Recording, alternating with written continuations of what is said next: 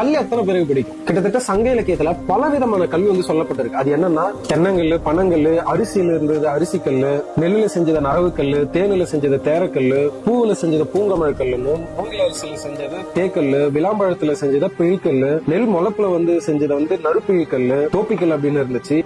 இவ்வளவு வகையான கல்கள் இருக்கும்போது தென்னங்கல்ல பனங்கல்ல மட்டும் போததர பொருளை சொல்லி அதை இன்னைக்கு அழிச்சு நம்மளுடைய அடையாளத்தையே நம்மளே வந்து மறந்து போயிட்டோம். தமிழனுடைய வாழ்வியல்ல கல் அப்படின்றது எவ்வளவு பெரிய உயர்ந்த இடத்துல இருந்துச்சுன்னு தெரியுமா?